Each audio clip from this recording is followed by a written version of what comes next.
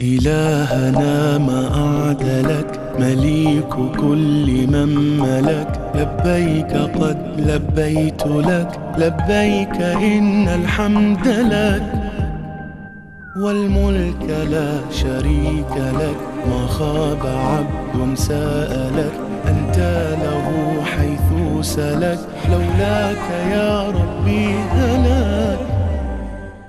لا حول ولا قوة إلا بالله العلي العظيم. أعوذ بالله من الشيطان اللعين الرجيم. بسم الله الرحمن الرحيم. الحمد لله رب العالمين، والصلاة والسلام على سيد الأنبياء والمرسلين، خاتم النبيين بالقاسم محمد. اللهم صل على محمد وآل محمد. ثم الصلاة والسلام على أهل بيته الأطيبين الأطهرين المعصومين المظلومين، الذين أذهب الله عنهم الرجس وطهرهم تطهيرا. اللهم صل على محمد وآل محمد وعجل فرجهم. ولعنة الدائمة الباقية على أعدائهم أجمعين. أما بعد، فقد قال رسول الله صلى الله عليه وآله وسلم: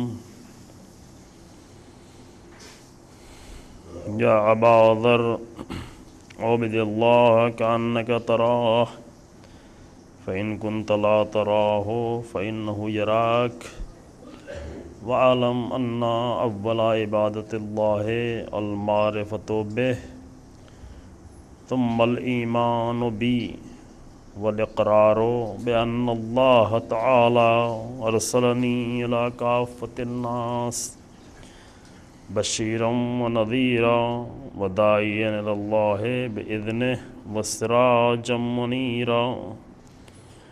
ثم حب أهل بيتي الذين أذهب الله عنهم الرجس وطهرهم تطهيرا. اللهم صل على محمد وآل محمد وعجل فرجهم. قبل اس کے کہ آپ حضرات کی خدمت میں کچھ عرض کیا جائے، ایک سورہ فاتحہ کی تلاوت فرما کر مرحوم فدا حسین رجب علی، زہرا خاتون خان محمد، روشن بانو رجب علی باسمتی مرحومین کی روح کو اور اپنے تمام گزشتگان کی روح کو ارسال فرما دیں.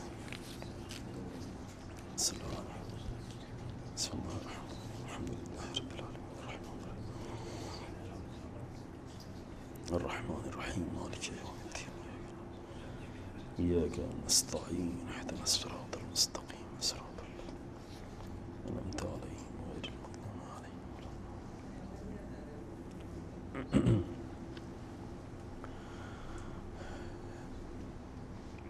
پیغمبر اکرم صلی اللہ علیہ وآلہ وسلم کی یہ گراں قدر وصیت جو آپ نے جناب ابوذر کے نام فرمائی، اور اس میں زندگی کے اہم ترین مسائل کو رسول اللہ نے بیان فرمایا، یہ کہتے ہوئے کہ اس وصیت کو یاد کرو تاکہ دنیا اور آخرت میں اس کے ذریعے سے تمہیں کامیابی حاصل ہو. کل آپ کے سامنے پیش کیا گیا کہ بندگی خدا کی جو پہلی چیز ہے، جو مطلوب ہے، جس کو طلب کیا گیا ہے انسان سے، اور تمام انبیاء کے آنے کا مقصد جو قرآن میں بیان کیا گیا، دو مقصد ہے جس میں ایک بندگی ہے. قرآن نے کہا کہ وَلَقَدْ بَعَثْنَا فِي كُلِّ أُمَّةٍ رَسُولًا، ہم نے تمام امتوں میں جو رسول بھیجے ہیں، تمام امتوں میں جتنے بھی انبیاء ہیں، تمام انبیاء کے ایک ساتھ جو مقصد بیان ہو رہا ہے وہ یہ کہ وَلَقَدْ بَعَثْنَا فِي كُلِّ أُمَّةٍ رَسُولًا أَنِ اعْبُدُوا اللَّهَ وَاجْتَنِبُوا الطَّاغُوتَ۔ یہ سارے انبیاء اس لیے آئے ہیں تاکہ دو کام لوگوں کو بتائیں، اور وہ یہ کہ ایک بندے خدا ہو جائے انسان، اور دوسرے طاغوت اور ظالموں سے اور خدا دشمن قوتوں سے اجتناب کرے، جنگ کرے، پرہیز کرے، دور رہے۔ یہ دو کام کرنا ہے انسان کو، ایک اللہ کی بندگی، ایک ظلم و ستم کے مقابلہ، ظلم و ستم سے اجتناب، ظلم و ستم سے پرہیز۔ سورہ نحل کی 36 نمبر آیت میں یہ مطلب بیان ہوا کہ یہ تمام انبیاء کے آنے کا مقصد۔ کل آپ کے سامنے عرض کیا کہ بندگی کے جو مراحل یہاں پر بیان کیے ہیں ذات ختمی مرتبت نے، ان مراحل میں پہلا مرحلہ اور دوسرا مرحلہ پیش کیا گیا۔ پہلا مرحلہ معرفت پروردگار، توحید کا مرحلہ، معرفت کا مرحلہ۔ دوسرا مرحلہ ایمان، رسالت پر۔ توحید کے بعد جو دوسرا مرحلہ بندگی کا ہے، یعنی بندگی مکمل نہیں ہو سکتی جب تک کہ انسان کے پاس ایمان رسالت نہ ہو۔ بندگی سے مراد عبادتیں نہیں ہیں، عرض کیا گیا بندہ بن جانا اللہ کا اس وقت تک مکمل نہیں ہوتا کہ جب تک انسان اللہ پہ ایمان لانے کے بعد رسول اللہ پر ایمان نہ رکھے، اور رسول اللہ پر ایمان اس طرح سے نہ یہ کہ صرف ایک کلمے کی حد تک، نہ صرف یہ کہ رسول اللہ کے رسول ہیں، یہ تو بہت سارے لوگ جانتے ہیں اور مانتے بھی ہیں۔ ان دوسرے مذہب کے بہت سارے لوگ، ان سے بھی کہا جاتا، کہتے ہیں ہاں ان کا پیغام، رسول اللہ کا پیغام ایسا تھا کہ اپنی طرف سے نہیں تھے، اللہ کے رسول تھے، اللہ کی طرف سے بھیجے گئے تھے۔ اس حد تک کافی نہیں ہے رسول اللہ کی ذات پہ اس حد تک ایمان رکھنا، نہیں، بلکہ ایمان کی منزل یہ ہو کہ وہ جو پیغام لے کے آئے ہیں وہ پیغام انسان کی زندگی میں اترتا چلا ہے، جس طرح جناب ابوذر نے رسول اللہ کے پیغام کو جناب ابوذر نے کس طرح سے لیا۔ اور تیسرا رکن، بندگی کا تیسرا رکن، وہ اہل بیت علیہ الصلوۃ والسلام کی محبت۔ محبت سے مراد یہاں پر صرف ایک ایموشنل رابطہ نہیں ہے۔ اہل بیت علیہ السلام کی محبت کا حق صرف ایک عاطفی یا احساساتی یا ایموشنل رابطے سے ادا نہیں ہوتا۔ محبت پورے اپنے نظام میں، پورے سسٹم میں ہے کہ جو بن جاتی ہے ولایت۔ یعنی بندگی تین چیزوں پر اگر خلاصہ ہوتی، تین رکن پر، توحید، رسالت اور ولایت۔ یہ تین چیزیں اگر انسان کی زندگی میں ہیں تو وہ بندہ خدا ہے۔ ہاں، ہونے کا بھی انداز وہی ہے جیسے جناب ابوذر کے پاس جب یہ چیزیں تھیں، جناب ابوذر بھی یہ تین رکن ان کے پاس موجود تھا، اور اس طریقے سے موجود تھا کہ پوری زندگی میں ابوذر نے اس کی رعایت کی۔ جناب ابوذر کو اتنے دنوں بعد جو یاد کر رہے ہیں، اس لیے کہ یہ وصیتیں جو رسول اللہ نے کی تھی جناب ابوذر کو، ان وصیتوں کو اس طریقے سے اپنے دل میں اتار لیا تھا، توحید کو بھی، رسالت پر ایمان کو بھی، محبت اور ولایت کو بھی، کہ زندگی بھر جناب ابوذر کے ساتھ ساتھ یہ تینوں چیزیں نہیں۔ جناب رسول اللہ نے کہا ابوذر اسے یاد کرو، اسے محفوظ کرو، اور اس طریقے سے محفوظ کیا انہوں نے۔ لہذا اگر رسالت کے اصولوں کے خلاف کوئی عمل نظر آتا تھا تو ابوذر کو برداشت نہیں ہوتا تھا، سب برداشت کر لیتے تھے، سب ان حالات سے اپنے کمپرومائز کر لیتے تھے، جیسا کہ آپ سامنے اشارہ کیا گیا۔ لیکن جناب ابوذر نے اس وصیت کو اس طرح سے، جناب ابوذر کا نام ہے، ورنہ اور بھی جو جناب ابوذر کے ساتھی تھے، جو بلند اصحاب تھے، عظیم اصحاب، بہت سارے اصحاب جن کے شاید نام بھی ہم نہیں جانتے، لیکن ان کی عظیم قربانیاں اور عظیم ان کا کردار ہے، ایک عظیم کردار، واقعاً ایک بلند کردار اصحاب رسول نے ادا کیا ہے۔ کہ اس کے پہلے یہاں پر اشارہ کیا کہ بعض نادانیوں کی بنیاد پر ہم اصحاب کے کردار سے اپنے آپ کو، بعض اصحاب کے کردار کی وجہ سے دوسرے اصحاب کو چھوڑ بیٹھتے ہیں۔ ٹھیک ہے، منافقین تھے رسول اللہ کے اصحاب میں، قرآن خود ہی کہتا ہے منافقین تھے، اس میں کوئی بحث کی ضرورت ہی نہیں ہے۔ بعض وقت اہل سنت برادران اہل سنت گفتگو کرتے ہیں جو کافی زیادہ منطقی نہیں ہوتی، لاجیکل گفتگو نہیں ہوتی کہ رسول اللہ کے جو اصحاب ہیں سب کے سب اصحاب ہیں، سب محترم ہیں، کیسے یہ بات کہہ دی جائے جبکہ قرآن کہتا ہے کہ منافقین تھے؟ منافقین تو کافر نہیں تھے، کافر تو الگ گروہ تھا نا، منافق وہ لوگ تھے جو خود مسلمانوں میں تھے، اور مسلمان جتنے تھے وہاں مدینے میں سب رسول اللہ کے اصحاب میں تھے۔ جو اصحاب کی تعریف ہے جو رسول اللہ کو دیکھتا تھا، جو رسول اللہ کے صحابی میں سے تھا۔ قرآن آگے کیا کہتا ہے؟ منافقین کا ایک گروہ تھا۔ پہلے دن آپ کے سامنے عرض کیا کہ سورہ بقرہ نے سب سے بڑا خطرہ دکھایا ہے، مومنوں کے لیے 4 آیتیں 5 آیتیں ہیں، کافروں کے لیے 2 آیتیں، منافقوں کے لیے 12 آیتیں مسلسل ابتدا ہی میں، یعنی ایک بہت بڑا خطرہ تھا عالم اسلام کو منافقوں سے۔ تو منافق تو تھے، پورا سورہ منافقین نازل ہو گیا تو منافق تو تھے۔ دوسری آیتوں میں جگہ جگہ منافقین کا ذکر، جگہ جگہ منافقین کا خطرہ، یعنی کچھ تو بات تھی۔ یہ بات کیوں نہیں سمجھ میں آتی؟ تعجب اس بات میں کہ یہ بات کیوں سمجھ میں نہیں آتی؟ قرآن کے ہوتے ہوئے یہ مسئلہ کیوں سمجھ میں نہیں آتا؟ اگر جب قرآن کہہ رہا ہے منافق تھے تو منافق کافروں میں تو نہیں تھے، منافق تھے مسلمانوں میں، اور مسلمان کو سب کو کہتے ہیں سب رسول اللہ کے اصحاب تھے، تو کیسے سارے اصحاب ایک جیسے ہو گئے؟ کیسے تمام اصحاب محترم ہو گئے؟ یہ بہت ہی 2 پوائنٹ کی بات ہے، بالکل صاف بات ہے نا، اس میں کوئی بہت بڑی منطق کی ضرورت نہیں ہے، بہت لاجک کی ضرورت نہیں ہے، بہت سوچنے کی ضرورت نہیں، بہت واضح سی بات ہے۔ تعجب اس بات ہے کہ یہ بات کیوں سمجھ میں نہیں آتی؟ خوب، یہ منافق تھے، منافقین کا گروہ موجود تھا رسول اللہ کے زمانے میں، ان کے خطرات بھی تھے، لیکن رسول اللہ نے جو اصحاب، ان کے علاوہ جو اصحاب تھے وہ بہت ہی عظیم کردار ادا کرنے والے اصحاب تھے، رسول اللہ کے اصحاب، پھر رسول اللہ کے خاص اصحاب امام علی علیہ السلام تک جو پہنچے۔ ایسے ایسے کردار سامنے آتے ہیں، کچھ کردار یہاں پر پیش کیے گئے اور بہت زیادہ پیش کرنے کے عملی نمونے ہیں وہ انسان کی زندگی میں، ایسے نمونے کہ جو بہت ہی معمولی زندگیوں سے اٹھ کے آئے تھے، بہت ہی معمولی انسان تھے، لیکن رسول اللہ کے پیغام کو اپنے دل میں اتارنے کے بعد اتنے عظیم انسان بن گئے جن کے لیے آپ یہ بھی نہیں کہہ سکتے کہ وہ خاص گھرانہ تھا، مثلا اہل بیت علیہ السلام کا گھر۔ البتہ وہاں بھی یہ کہنے کی ضرورت نہیں ہے، ان کو بھی بھیجا گیا ہے، اسوہ بنا کر بھیجا گیا ہے، ان کی فضیلتیں اپنی جگہ پر، لیکن ہمارے لیے جو بھیجے گئے ہیں وہ نمونہ بنا کے بھیجے گئے ہیں۔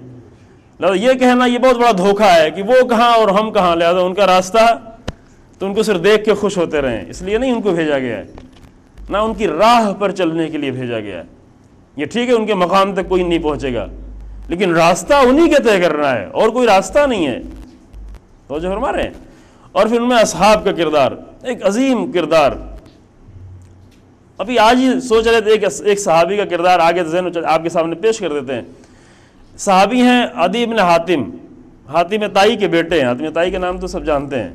دیر میں ایمان لائے تھے، بہت جلدی ایمان نہیں لائے تھے، لیکن بہت سوچ سمجھ کے لائے تھے، اور ایسے ایمان میں کوئی مشکل نہیں، دیر میں لائے انسان لیکن سمجھ کے لائے، جلدی سے آ گیا، ایک بات سن کے فوراً اپنے آپ کو تبدیل کر لیا، بعد میں پھر جو بہت جلدی تبدیل ہوتا ہے تو ہر جگہ وہ بہت جلدی تبدیل ہو جاتا ہے۔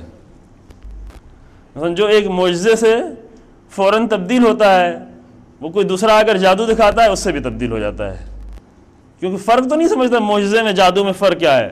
جناب موسیٰ کے معجزے کو دیکھ کے مسلمان ہوئے تھے، مومن ہوئے تھے، سامری کے جادو کو دیکھ کے سب کافر ہو گئے، اس لیے جلدی ہو گئے تھے۔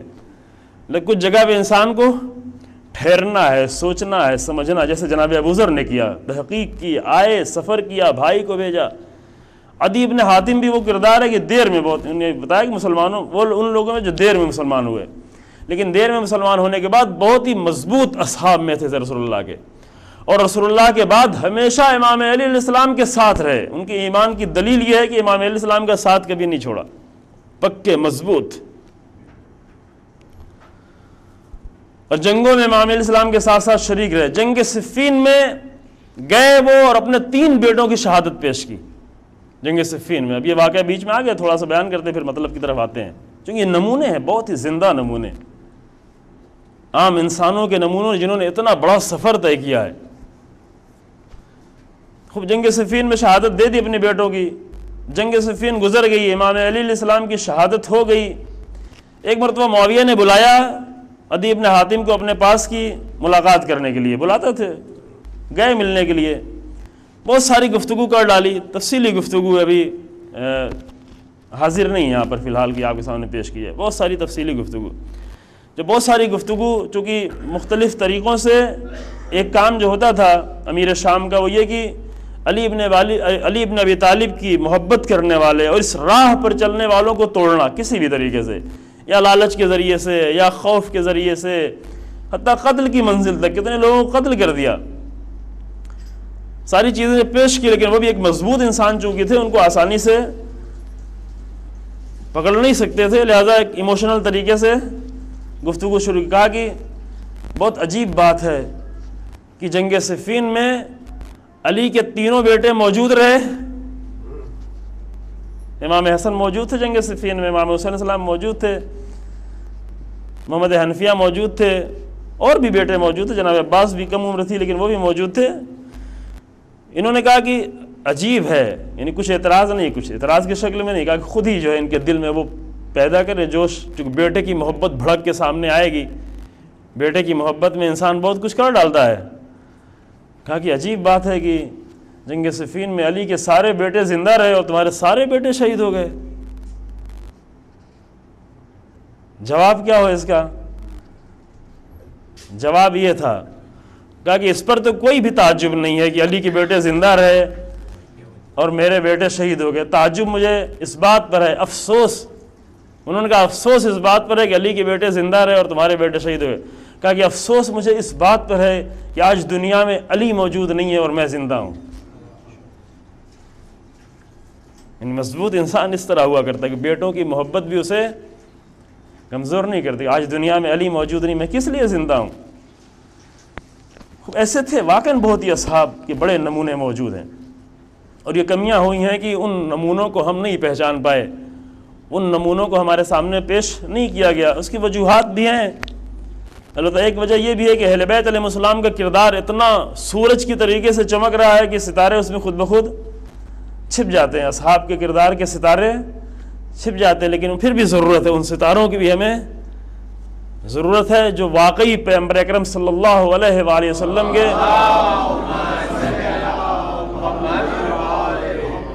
اصحاب تھے، جنہوں نے اس طرح سے پیغام رسالت کو لیا تھا تاکہ لینے کا ہنر آئے، تاکہ رسول پر ایمان لانے کا ہنر آئے انسان کو، کس طرح سے سمجھاتے رسالت کو۔ جناب ابو ذر بھی ان میں سے تھے، رسول اللہ کو مانا تھا تو کس طریقے سے، جب بھی رسول اللہ کے کسی بھی پیغام پر، کسی بھی قانون پر آنچ آتی تھی تو ابو ذر سے بیٹھا نہیں جاتا تھا۔ کمپرومائز کرنا تو دور کی بات ہے، گھر میں بیٹھے رہنا یہ سوچ کے کہ ساری دنیا خلاف ہے، سارے لوگ مخالف ہیں، تو ہم اب کیا کریں، کیا کر ہی سکتے ہیں، ہم اکیلے کیا کر سکتے ہیں، ہم بوڑھے ہو گئے ہیں، ہم کمزور ہو گئے ہیں۔ لیکن نہیں، ابو ذر ایسے نہیں تھے، سب یہ باتیں سوچ سکتے تھے لیکن ابو ذر یہ نہیں سوچ سکتے تھے۔ ابو ذر کو اپنی جان دینے کی حد تک بھی ابو ذر ہر طرح سے خاموش کرنے کی کوشش کی گئی، مثالیں آپ کے سامنے دی ہیں، پیسہ دینے کی کوشش کی گئی، مال دینے کی کوشش کی گئی، ڈرانے کی کوشش کی گئی، شہر بدر کیا گیا، تبعید کیا گیا، یہاں سے وہاں بھیجا گیا، وہاں سے وہاں بھیجا گیا، لیکن ابو ذر ہیں جو اسلامی اصولوں کی پامالی کا منظر نہیں دیکھ سکتے۔ ابو ذر یعنی یہ، جب دیکھا کہ امت مسلمین، مال مسلمین تاراج ہو رہا ہے اور ایک خاندان میں سب مال لٹ رہا ہے، تو ابو ذر نے اپنے کردار کا احساس کیا۔ یہ باتیں سے اس لیے نہیں پڑھی جا رہی کہ ابو ذر، جناب ابو ذر کے فضائل معلوم ہو جائیں، یہ مقصد نہیں ہے میرا، یعنی ابو ذری کردار کیسے بنتا ہے۔ ابو ذری کردار یہ ہے کہ اسلام کی تاراجی کا تماشا نہ دیکھیں، اسلام کو، اسلام کے کسی اصول کو، اسلام کے قانون کو اگر پامال کیا جا رہا ہو تو ابو ذر اس کا تماشا نہیں دیکھ سکتے، تو پوری حکومت سے ٹکرا گئے، اگرچہ وہ حکومت مسلمان حکومت تھی، اگرچہ اس کے اوپر خلافت کا لیبل لگا ہوا تھا، اگرچہ لوگوں کی نگاہ میں محترم تھی وہ حکومت، لیکن ابو ذر نہیں خاموش بیٹھے، اور آ کر درباروں میں داخل ہو کر جا کر قرآن کی تلاوت کرتے تھے۔ قرآن کی ایک آیت کی تلاوت جو سورہ توبہ کی 34 نمبر آیت ہے، وَالَّذِينَ يَكْنَزُونَ الذَّهَبَ وَالْفِضَّةَ وَلَا يُنْفِقُونَهَا فِي سَبِيلِ اللَّهِ، یہ جناب ابو ذر، یہ آیت جب آپ پڑھیں سورہ توبہ میں پڑھتے پڑھتے جب اس آیت تک پہنچیں تو ابو ذر کے کردار تھوڑی دیر کے لیے ضرور یاد کریں۔ اس آیت سے ابو ذر نے بہت کچھ زندہ کیا ہے. اس ایک آیت کے ذریعے سے ابو ذر نے بڑی بڑی حکومتوں کو، شام کی حکومت کو، مدینہ کی حکومت کو لرزا دیا ہے. آیت میں یہ طاقت ہوتی ہے اگر آیت کو سنبھالنے والا ابو ذر جیسا انسان ہو. تو پہلے مدینہ میں جاتے تھے، مسجد میں داخل ہوتے تھے، حکومت کے دربار میں داخل ہوتے تھے، اور جا کر یہ قرآن کی آیت کی تلاوت کی والذین یکنزون الذھب والفضہ ولا ينفقونها فی سبیل اللہ فبشرہم بعذاب علیم. وہ لوگ کی جو سونے اور چاندی کو اکٹھا کر رہے ہیں، جو کہ یہ کام بہت تیزی سے جاری تھا اس وقت. پرسوں آپ کے سامنے پیش کیا کہ اس کو اہل سنت کے علماء نے بھی، جن کے اندر انصاف تھا، صاحب انصاف علماء نے اسے قبول کیا کہ تیسری خلافت کے زمانے میں یہ ہونا شروع ہو گیا تھا. بیت المال کو بری طریقے سے تقسیم کیا ایک خاندان میں. اس کے سارے نمونے تاریخ میں موجود ہیں. جب بیت المال کے ساتھ یہ ہونا شروع ہوا تو جناب ابو ذر یہ آیت بار بار جا کے تلاوت کرتے. وہ لوگ کی جو سونے اور چاندی کو اکٹھا کر رہے ہیں اور اسے اللہ کی راہ میں خرچ نہیں کرتے، ولا ينفقونها فی سبیل اللہ، اور اسے اللہ کی راہ میں خرچ نہیں کرتے، فبشرہم بعذاب علیم، تو انہیں بہت ہی دردناک عذاب کی بشارت دے دو. قرآن کی آیت پہلے ہی آ چکی تھی. آیت خطرناک ہے. اس آیت نے اس قدر حکومت کی چولیں ہلا دیں اور اس قدر حکومت کو مشکل میں ڈال دیا کہ اٹھا کر جناب ابو ذر کو شام بھیج دیا گیا. مدینے سے شام، رسول اللہ کے اس عظیم صحابی کو اٹھا کر شام بھیج دیا گیا، شہر بدر. شام گئے تو شام میں وہ مشکل اور بھی بڑی تھی. یہ سمجھے تھے کہ شام چونکہ بارڈر پہ ہے، دور ہے، وہاں اکیلے جا کر ابو ذر کیا کریں گے، جا کر نئے ماحول میں رچ بس جائیں گے، وہاں کے حالات جناب ابو ذر کو پریشان کر دیں گے، خاموش کر دیں گے. لیکن ابو ذر وہ انسان نہیں کہ جو حالات کی بنیاد پر خاموش ہو جائیں. ابو ذر یعنی یہ، ابو ذر کو حالات نہیں خاموش کر سکتے. ابو ذر کے شام کی مضبوط حکومت خاموش نہیں کر سکتی. لہذا اپنا عصا اٹھائے، اپنا ڈنڈا، دربار میں داخل ہوتے تھے اور جا کر قرآن کی اسی ایک آیت کی تلاوت کرتے تھے والذین یکنزون الذھب والفضہ ولا ينفقونها فی سبیل اللہ فبشرہم بعذاب علیم. معاویہ جس نے اپنی حکومت کو بہت ہی مضبوط کر رکھا تھا، ابو ذر کے بوڑھے ابو ذر کی زبان نے معاویہ کی حکومت کو خطرے میں ڈال دیا. اس قدر خطرے میں ڈالا کہ خط لکھا کہ ابو ذر مجھ سے سنبھالنے سے نہیں سنبھلتے. تم نے بھیج تو دیا یہاں میرے پاس، لیکن ابو ذر کو میں نہیں سنبھال پاؤں گا. میری پوری حکومت مل کر ایک ابو ذر کو نہیں سنبھال سکتی. انہیں واپس لے جائیے. اور پھر جناب ابو ذر کو واپس بھیج دیا. مدینے واپس آئے. پھر مدینے میں جناب ابو ذر کا کام جاری ہے. ابو ذر ایک مومنٹ ہے، ابو ذر ایک تحریک ہے، ابو ذر ایک انقلاب ہے. ابو ذر وہ ہے جنہوں نے پیغام رسول کو اس طرح سے لیا ہے، رسالت پہ ایمان اس طرح سے لے کے آئے ہیں. رسالت پہ ایمان کا مطلب یہ ہے جو رکن دین بن جاتا ہے. پھر مدینہ میں اس قدر مشکل پیدا ہوئی کہ ابو ذر کو جا کر صحرا میں شہر بدر کر دیا. ربضہ اس کے بعد بھیجا گیا، جو آپ سنتے ہیں جناب ابو ذر، جہاں ان کا انتقال بھی اسی ربضہ میں، تنہائی کے عالم میں جناب ابو ذر کا انتقال ہوا. اور یہ اعلان کیا کہ کسی کو حق حاصل نہیں ہے کہ ابو ذر کو چھوڑنے الوداع کہنے کے لیے جائے. بات یہاں تک پہنچی، یعنی رسول اللہ اپنے مال و دولت کی اکٹھا کرنے کے نتیجے میں بات یہاں تک پہنچی کہ وہ جو آ کر قرآن کی ایک آیت سنا رہا تھا، یہ پورے امت مسلمہ کے سامنے سوال ہے، وہ ابو ذر جو آ کر قرآن کی ایک آیت سناتے تھے، انہیں اس طریقے سے شہر بدر کیا گیا کہ آواز دی کہ کسی کو حق نہیں ہے کہ ابو ذر کو الوداع کہنے کے لیے جائے. اور کوئی نہیں آیا سوائے علی ابن ابی طالب کے.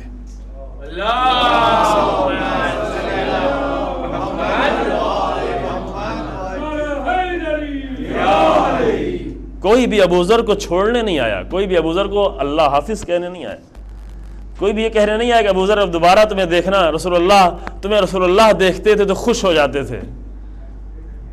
ابو ذر پر جب رسول اللہ کی نگاہ پڑتی تو رسول اللہ خوش ہو جاتے تھے. کوئی ابو ذر کو چھوڑنے کے لیے نہیں تیار، نہیں کوئی چھوڑنے کے لیے آئے. ایک امام علی علیہ السلام ساتھ میں اپنے 2 بیٹوں کو لے کر آئے چھوڑنے کے لیے، اور جب مروان کو یہ معلوم ہوا، وہی مروان کو جس کو رسول اللہ نے شہر بدر کیا تھا، دیکھیں تاریخ نے کس طرح پلٹا کھایا ہے، جب مروان کو یہ معلوم ہوا کہ امام علی علیہ السلام چھوڑنے کے لیے جا رہے ہیں، تو یہ آیا، گھوڑے پہ سوار ہو کے آیا اور آ کر امام علی علیہ السلام پر اعتراض کیا کہ کیا تم نے حکومت کا اعلان نہیں سنا ہے؟ اللہ اکبر۔ یہ جملہ سننے کے بعد امام علیہ السلام نے اس کو پکڑا، گریبان کو، اور پکڑ کے کھینچ کے زمین پہ پٹخ دیا، روایت میں یہ ہے، زمین پہ اسے گرا دیا کہ تو آیا ہے مجھے دین سکھانے، تو آیا مجھے بتانے کہ مجھے کیا کرنا چاہیے اور کیا نہیں کرنا چاہیے۔ یہ زمانہ آ گیا تھا کہ جب مروان آ کر امام علی علیہ السلام سے کہہ رہا تھا آپ کو کیا کرنا ہے اور کیا نہیں کرنا، آپ کو حق نہیں ہے آپ آئیں۔ خوب یہ کردار ابو ذر کا کردار کیا ہے؟ یہ ابو ذر کا کردار صرف اس وجہ سے ہے کہ رسالت کو بھی خوب سمجھا تھا، توحید کو بھی خوب سمجھا تھا، اور اہل بیت کی محبت اور ولایت کو بھی خوب سمجھا تھا، بس اور کچھ نہیں تھا۔ بندگی کا ہنر بھی سیکھا تھا، رسالت کا پیغام بھی لیا تھا، اور اہل بیت کی محبت کا بھی حق ادا کر رہے تھے۔ محبت یعنی یہ، محبت کا یہ کردار ہے۔ محبت، کچھ محبت ہم لوگوں کی محبت ایسی ہے جیسے ہوتا ہے نا کہ یہ پتہ نہیں، یہاں پہ آپ دیکھتے ہیں، دوسرے ملکوں میں شاید دیکھا ہو، یہاں پہ بھی ہو، وہ آرٹیفیشل پھل بناتے ہیں، فروٹس گھروں میں سجانے کے لیے، کبھی کبھی دکانوں پہ سجائے ہوتے ہیں، بہت ہی خوبصورت دیکھنے میں لگتے ہیں، بڑے اچھے رنگ میں، کبھی کبھی ایسا لگتا ہے کہ یہ اصلی والے پھل سے بھی زیادہ اچھے ہیں، دور سے آدمی دھوکہ کھا جاتا ہے، بڑے بڑے اچھے اچھے کیلے، اچھے اچھے سیب دکھ رہے ہوتے ہیں، آرٹیفیشل ہوتے ہیں وہ، اس میں کوئی خوشبو نہیں ہوتی، اس میں کوئی لذت نہیں ہوتی، اس میں کوئی مٹھاس نہیں ہوتی۔ ہماری محبتیں بھی ایسی ہیں جس کے اندر نہ کوئی خوشبو ہے، نہ کوئی مٹھاس ہے، دور سے دیکھنے والا سمجھتا ہے کہ ہے، دور سے دیکھنے والا دھوکہ کھائے، ہم خود ہی دھوکہ کھائے ہوئے ہیں۔ اہل بیت علیہ السلام کا نام لے لے کر اپنی زبان پر ہم خود ہی دھوکہ کھائے ہوئے ہیں کہ ہمارے پاس اہل بیت کی محبت کا خزانہ ہے، لیکن یہ ایسی خزانہ ہے، اس آرٹیفیشل فروٹس جیسا خزانہ ہے کہ اس میں نہ خوشبو ہے، نہ لذت ہے، نہ مٹھاس ہے۔ ہماری محبتیں نہیں ہیں، نہ ہم کو میٹھا کرتی ہیں، نہ ہماری روح پر کوئی اثر ڈالتی ہے، نہ دوسروں کی روح پہ اثر ڈالتی ہیں، نہ ہمارے معاشرے کو بہتر بناتی ہیں، نہ دوسروں کے معاشرے کو بہتر بناتی ہیں۔ اہل بیت کی محبت یعنی ابو ذر والی محبت، ابو ذر والی محبت یعنی ایک تنہا انسان پوری حکومت کے مقابلے میں تنہا کھڑا ہے تاکہ اسلام کے ایک اصول، ایک اصل کی حفاظت کرے، ایک قانون کی حفاظت کرے۔ اہل بیت کی محبت یہ ہوتی ہے۔ مطلب محبت، یہاں پہ جو رسول اللہ نے فرمایا کہ تیسرا رکن جو ہے، یہ وصیت خاص ہے، تھوڑا بہت ہی خاص وصیت، ہر ایک کو رسول اللہ نے یہ وصیت نہیں کی، ابو ذر جیسے انسان کو کی ہے۔ مجھے نہیں معلوم کہ میں صحیح کر رہا ہوں یا نہیں کر رہا ہوں، کہ سب کے سامنے وصیت پڑھ رہا ہوں، لیکن انشاءاللہ آپ لوگ سب خاص لوگ ہیں، جو کچھ وصیتیں خاص لوگوں کے لیے ہوا کرتی ہیں۔ جناب ابو ذر سے یہ وصیت کی، فرمایا کہ پہلا رکن جو ہے وہ توحید ہے، معرفت پروردگار، دوسرا رکن رسالت پر ایمان، کہ رسالت کی بھی صفتیں بیان کی ہے، فرصت نہیں ہے کہ ایک ایک صفت پہ گفتگو کی ضرورت ہے۔ جو صفتیں یہاں پر رسول اللہ نے بیان کی کہ رسول اللہ پہ ایمان یعنی کیا، وہ ایمان کی والاقرار بان اللہ تعالی ارسلنی الی کافۃ الناس بشیرا ونذیرا۔ یہ بشیرہ کیا ہے، بشارت یعنی کیا، بہت ہی سادہ مفہوم ہے ہمارے ذہنوں میں، بشارت کے بہت ہی سادہ مفہوم ہمارے ذہنوں میں، نذیر ہونے کے اس سے آگے بڑھ کے بات ہے کہ کبھی فرصت ہو کہ بیان کیا جائے گا۔ داعین الی اللہ باذن، اللہ کی طرف پکارنے والا، اللہ کی طرف دعوت دینے والا، اپنی طرف دعوت دینے والا نہیں۔ رسول اللہ اس لیے نہیں آئے تھے کہ اپنی طرف لوگوں کو دعوت دیں، ایک لمحے کے لیے رسول اللہ اپنی طرف دعوت نہیں دے رہے ہیں، اللہ کی طرف دعوت دینے والے۔ وسراجا منیرا، ایک ایسا چراغ جس کی روشنی قیامت تک جاری ہے۔ یہ رسول اللہ کی صفتیں ہیں۔ پھر فرمایا تیسرا رکن یہ ہے، تیسرا پلر، ثم حب اہل بیتی الذین اذهب اللہ عنہم الرجس وطہرہم تطہیرا۔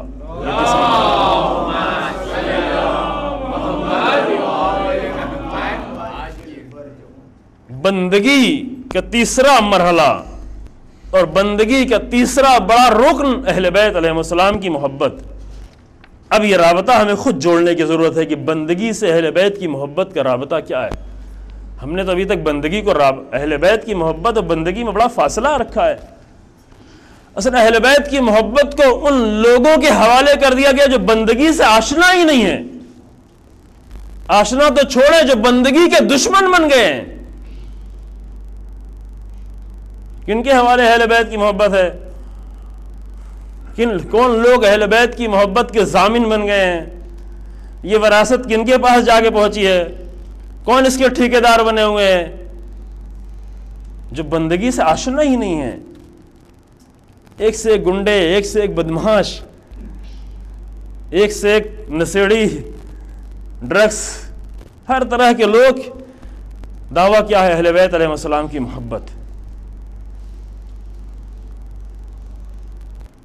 یہ اہل بیت کی محبت ایک نظام بنتی ہے. جب ایک نظام بنتی ہے اہل بیت کی محبت تو بن جاتی ہے ولایت. کیوں رسول اللہ اہل بیت علیہ السلام کی محبت کو رکن دین بیان کر رہے ہیں؟ کیوں؟ کیا اس لیے کہ ہماری اولاد ہیں معاذ اللہ؟ کیا اس لیے اہل بیت کو اس قدر پہچانوایا جا رہا ہے کہ خاندان رسالت سے ہیں؟ معاذ اللہ. کیا رسول اللہ کے بارے میں یہ خیال ہے؟ رسول اللہ کے بارے میں یہ تصور نہیں. اہل بیت کو اس لیے پہچانوایا جا رہا ہے کہ اہل بیت کے ذریعے سے وہ سارے پیغام باقی رہنے ہیں جو رسول اللہ لے کے آئے تھے. وہ قانون زندہ ہونا ہے، وہ دین زندہ رہنا ہے اہل بیت کے ذریعے سے جو رسول اللہ لے کے آئے تھے. لہذا جب بھی اہل بیت کی محبت کی باری آتی ہے تو اصل میں دین کی طرف رابطہ ہے، اس کا رابطہ ہی بندگی کی طرف ہے. یعنی محبت بغیر بندگی کے وہی آرٹیفیشل فروٹ سے ہی ہے، مٹی کے بنے ہوئے پھل جس کو رنگوں سے سجا دیا گیا ہو.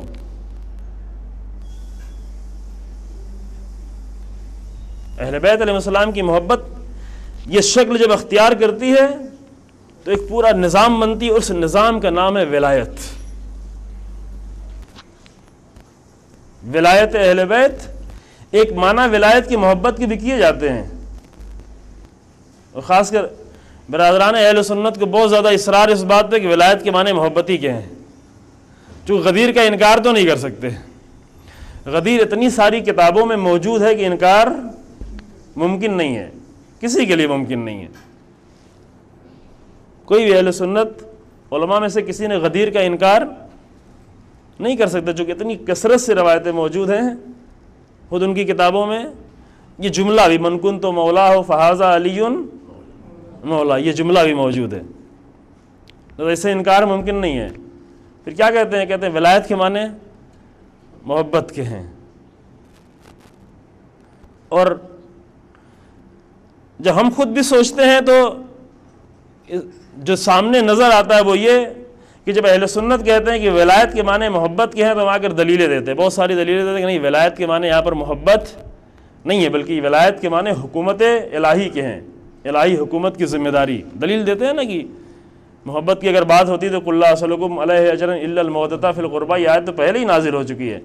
محبت کے لیے اتنا مجمع نہیں روکا جاتا، محبت کے لیے اہتمام نہیں کیا جاتا، محبت کے لیے بیعت نہیں کی جاتی، محبت کے لیے سارے دلیلیں لا کر پیش کرتے ہیں اور اہل سنت کے اس نظریے کی مخالفت کرتے ہیں. لیکن جب عملی میدان میں ہم آتے ہیں شیعہ تو خود بھی ولایت کے معنی صرف محبت ہی پیش کر رہے ہوتے ہیں، اس کے آگے نہیں بڑھ پاتے. کیا ایسا نہیں ہے؟ ایک طرف تو ہم دلیلیں دیتے ہیں کہ نہیں، ولایت کے معنی حکومت کے ہیں، الہی حکومت، الہی نظام حکومت، تاکہ اللہ کا قانون لوگوں میں موجود رہے. اللہ کا قانون تو اس لیے نہیں آیا کہ اللہ کے قانون کو پڑھو اور پڑھ کے ثواب لو. اس لیے قانون اس لیے ہوتا ہے، ایک قانون بنایا جاتا ہے اس لیے کہ اس کو پڑھ پڑھ کے جو ہے خوش ہو انسان کی، بڑا اچھا قانون بنا ہوا ہے. پورا قرآن پڑھ ڈالے ماہ رمضان میں، اللہ کے سارے قانون پڑھے. کس لیے پڑھے؟ تاکہ قانون پڑھ پڑھ کے ہمیں ثواب ملے. قانون اس لیے ہوتا ہے. تو پھر اپنی حکومت سے کہیں کہ کوئی قانون پاس کرے.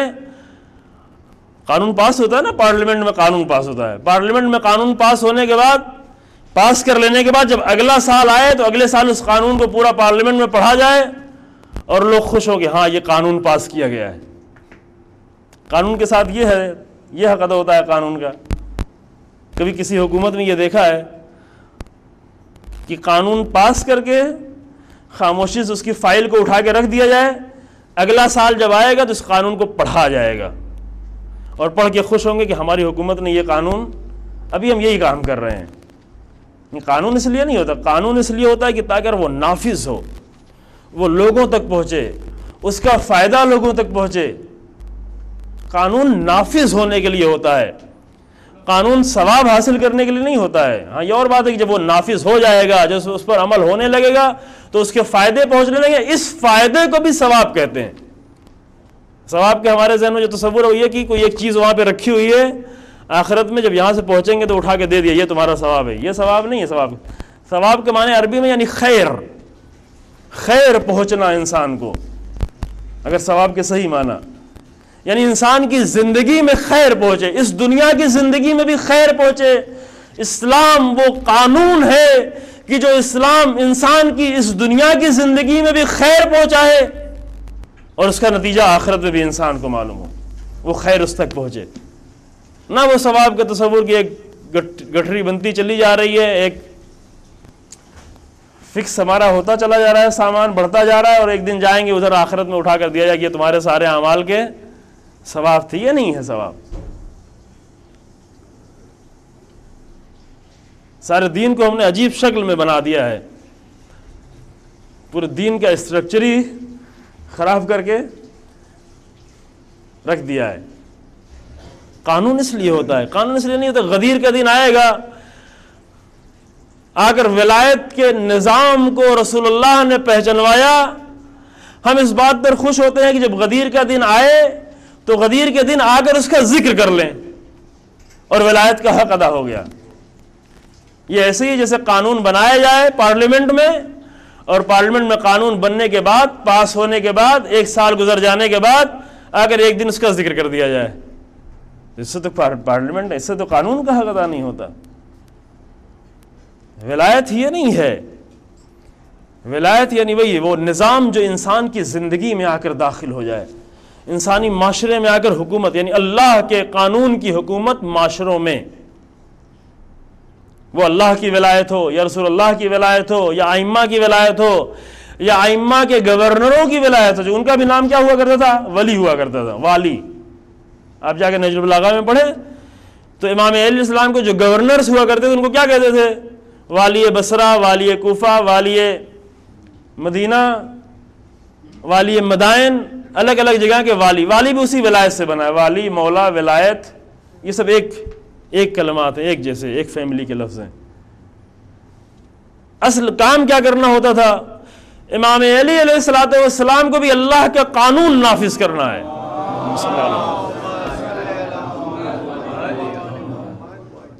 یہ نہیں کہنا ہے کہ چونکہ ولایت ہمارے پاس ہے, ہم ولی ہیں, بس ہم سے سب آؤ, ہمارے پاس بیٹھو, ہمیں دیکھو, ہمیں دیکھ دیکھ کے خوش ہو, ہمارے ہاتھ کو آ کر چومو, ہمارے قریب آنے کی آرزو کرو. یہ سب اپنی جگہ پر, لیکن اس سے ولایت کا نظام نہیں نافذ ہوتا. ولایت کے نظام نافذ ہونے کے لیے کیا کرنا ہے, اللہ کے قانون کو آ کر معاشرے میں نافذ کر دینا, اپنے ذریعے سے, اپنے گورنروں کے ذریعے سے, اپنے ساتھیوں کے ذریعے سے. اور اس راہ میں جو بھی رکاوٹ پیدا کرتے تھے وہ اگرچہ امام علی علیہ السلام کے ساتھ ساتھ ہوا کرتے تھے, لیکن امام علی علیہ السلام کا ساتھ ان کا, امام علی علیہ السلام ان کو طرح طرح سے ڈانٹتے تھے, طرح طرح سے ان کے اوپر ملامت کرتے تھے, بار بار آ کر امام حتیٰ کہ ان کے اوپر توبیخ کرتے تھے, ان کو بددعائیں دیتے تھے. اگر امام کو کوئی آ کر تکلیف پہنچائے تو امام بددعا نہیں دیتے. دشمن آ کر امام کو تکلیف پہنچاتا تو امام اس کو کوئی بددعا نہیں دیتے تھے. امام علیہ السلام اس کو کوئی بددعا نہیں, کیوں, امام ہے. لیکن اگر آ کر راہ ولایت میں کوئی رکاوٹ ڈالتا تھا, یعنی قانون خدا کے نفاذ میں اگر کوئی آ کر رکاوٹ ڈالتا تھا, تو امام علیہ السلام مسجد کوفہ کے ممبر پر بیٹھ کر اپنے سامنے بیٹھے والوں کو بددعا دے رہے ہوتے تھے. بہت ساری بددعائیں موجود ہیں, نہج البلاغہ میں ابھی بھی موجود ہیں.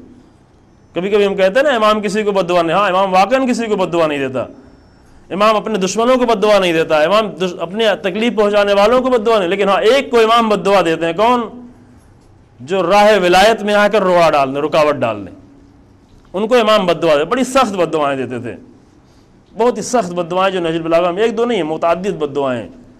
یہاں پہ شاید پیش بھی کی جا چکی ہیں. کبھی کہتے تھے کہ اللہ تمہیں مار ڈالے، قاتلکم اللہ، خدا تمہیں قتل کرے، تمہیں ہلاک کر دے.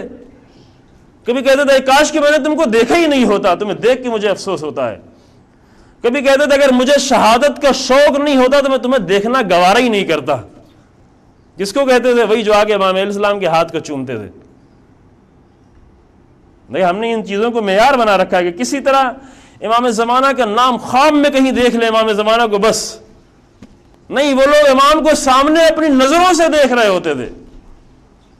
تو جو فرما رہے ہیں امام علی علیہ السلام کو روزانہ اپنی نگاہوں سے دیکھ رہے ہوتے تھے، لیکن امام انہیں بد دعائیں دے رہے تھے. کیوں بد دعا دے رہے ہوتے تھے؟ اس لیے کہ امام کے ساتھ تو تھے لیکن ولایت کے بغیر، امام کے ساتھ تو تھے لیکن اللہ کے قانون کو نافذ کرنے میں امام کی مدد نہیں کرتے تھے. امام کہتے تھے چلو، کہتے تھے ابھی گرمی ہے، ابھی ٹھنڈک ہے، ابھی یہ مشکل ہے، ابھی وہ مشکل ہے، ابھی بیوی بچوں سے ملنا ہے، کتنا لڑیں گے، کتنا آگے بڑھیں گے، تھک گئے ہیں، بچے میرا انتظار کر رہے ہیں، بیوی میرا انتظار کر رہی ہے. اب امام ان کو بد دعائیں دیتے تھے. کبھی کہتے تھے تمہارے دل اس طریقے سے پگھل جائیں، یہ ابتدائی خطبوں میں ہے، اللہ تمہارے دل کو اس طریقے سے پگھلا دے جس طریقے سے پانی میں نمک پگھل جاتا ہے. یہ سب سارے نہج البلاغہ میں موجود ہے. دوسری جگہ میں فرصت ہوئی ہے 2-3 دن میں پوری وہ تمام گفتگو پیش کرنے کی، ہاں یہاں پہ نہیں ہو پائی چونکہ وہ مفصل گفتگو کہ نہج البلاغہ میں امام نے اپنے ساتھیوں کو، جو امام کے پاس ہوا کرتے تھے، جو امام کے ساتھ رہا کرتے تھے، جو امام کے آ کر خطبے سنا کرتے تھے، امام نے ان کو کس طرح خطاب کیا ہے. کیوں خطاب کیا ہے؟ اس لیے کہ امام کو چاہتے نہیں تھے، نہیں چاہتے تھے، چاہنے کے باوجود بھی مشکل ان کی کیا تھی؟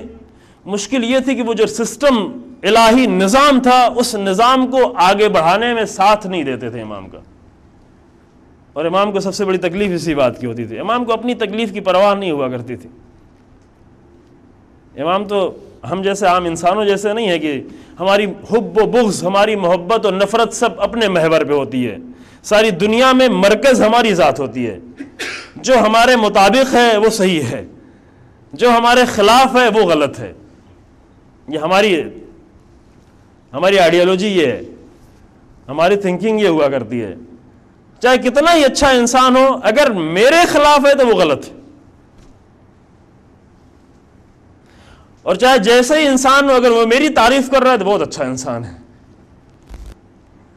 خود پسند لوگ ہیں ہم لوگ، خود محور لوگ ہیں. لیکن امام اس طرح تربیت نہیں کرتے تھے. امام یعنی کیا؟ یعنی نفرت بھی اگر کسی سے ہے تو اللہ کے لیے ہے، محبت بھی اگر کسی سے ہے تو اللہ کے لیے ہے. کوئی مجھے آ کر کتنی بھی تکلیف پہنچا کے چلا جائے، علی بن ابی طالب کی زبان سے ایک کلمہ نہیں نکلتا ہے، ایک افسوس بھی نہیں ہوتا ہے. لیکن ہاں اگر کوئی دین کو نقصان پہنچانے آئے گا تو یہ برداشت نہیں ہے. رسول اللہ کو آ کر کتنی کتنی اذیتیں کر کے چلے جاتے تھے، رسول اللہ ایک جواب بھی نہیں دیتے تھے، مسکرا کے آگے بڑھ جاتے تھے. کوڑا پھینکنے والی کوڑا پھینکتے پھینکتے تھک جاتی تھی کیونکہ رسول اللہ کے اوپر کوڑا پھینک رہی تھی. جب وہ تھک جاتی تھی رسول اللہ اس کے پاس خود ہی جاتے، تو مریض تو نہیں ہوگی، کیوں کوڑا نہیں پھینک رہی ہے، مشکل کیا ہے؟ جا کے اس کے دواؤں کا انتظام، اس کے دوسرے انتظام کرنا شروع، کیونکہ میں تو نہیں ہوں دنیا میں. وہ جس کے لیے اللہ نے پوری کائنات کو خلق کیا، جس کے صدقے میں وہ اپنے آپ کو دنیا کا مرکز نہیں سمجھ رہا ہے، اور ہم جیسے حقیر و معمولی لوگ پوری دنیا کا مرکز خود کو سمجھے بیٹھے ہیں. اگر مجھے پسند ہے تو ٹھیک ہے، اگر میرے جیسا ہے تو ٹھیک ہے، اگر میرے ساتھ نہیں چل رہا ہے تو باطل ہے، غلط ہے، جہنم میں جائے. وہ بھائی بھی میرا ہے تو جہنم میں جائے چونکہ میرے مطابق نہیں چل رہا ہے. یہ ہماری تربیتیں ہیں. یہ مشکل ہماری ہے، تربیت کا لفظ آتا ہے تو فوراً ذہن بچوں کی طرف چلا جاتا ہے. نہیں، بچوں سے کہیں زیادہ ہم بڑوں کو تربیت کی ضرورت ہے. بچے تو تربیت ہو جائے گی ان کی خود بخود. اگر بڑوں کی تربیت ہو جائے، بڑے اپنی تربیت نہیں کر کے بچوں کی تربیت کرنا شروع کرتے ہیں، بچے بھی عجیب مشکل میں گرفتار ہو جاتے ہیں. باپ کو دیکھ کچھ اور رہے ہوتے ہیں اور باپ کا تقاضا کچھ اور ہوتا ہے نا. تو یہ بچے کی کیا تربیت ہوگی؟ لہذا بچوں کی تربیت کی فکر چھوڑیں، پہلے اپنی تربیت کر دیں. یقین جانے کہ بچے کی 100% تربیت ہو جائے گی، مکمل تربیت ہو جائے گی.